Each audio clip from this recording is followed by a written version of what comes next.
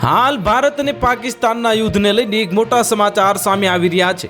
ભારત અને પાકિસ્તાન વચ્ચેનો તણાવ ચરમસીમાએ છે અને ભારતે પાકિસ્તાન સામે કડક અને સ્પષ્ટ વલણ અપનાવ્યું છે। આ નવી દિલ્હીએ ઇસ્લામાબાદ સાથે રાજકીય વિદેશ મંત્રાલય સ્તરની કે રાષ્ટ્રીય સુરક્ષા સલાહકાર સ્તરની કોઈ વાતચીત ન કરવા સ્પષ્ટ કરી દીધું છે। હવે માત્ર director general of military operations સ્તરની વાતચીત જ ચાલુ રહેશે, જે દર્શાવે છે કે ભારતનું વલણ ખૂબ જ દ્રઢ છે। સૂત્રો પાસેથી મળતી માહિતી અનુસાર ભારતે પાકિસ્તાન સામે પોતાનું વલણ એકદમ સ્પષ્ટ કરી દીધું છે કે જો પાકિસ્તાન કોઈ પણ પ્રકારની ઉશ્કેરણી કરશે તો ભારત તેનો કડક જવાબ આપશે। તાજેતરમાં ઘટનાક્રમ 9-10 મેની રાત્રિ દરમિયાન પાકિસ્તાને 26 જુદા જુદા સ્થળોએ હુમલો કરવાનો પ્રયાસ કર્યો હતો, જેનો ભારતીય સેનાએ જડબાતોડ જવાબ આપ્યો હતો।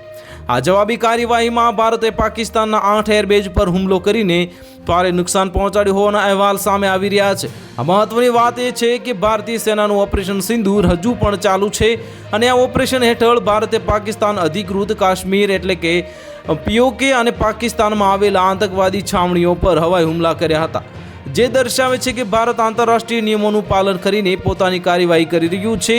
અને આ તણાવપૂર્ણ માહોલ વચ્ચે 9 મેની રાત્રે યુનાઇટેડ સ્ટેટ્સના વાઇસ પ્રેસિડેન્ટ JD વાન્સે વડાપ્રધાન નરેન્દ્ર મોદી સાથે ટેલિફોનિક વાતચીત કરી હતી અને આ વાતચીત ભારતની મજબૂત રાજદ્વારી સ્થિતિ અને આંતરરાષ્ટ્રીય મંચ પર તેના વધતા પ્રભાવને દર્શાવે છે।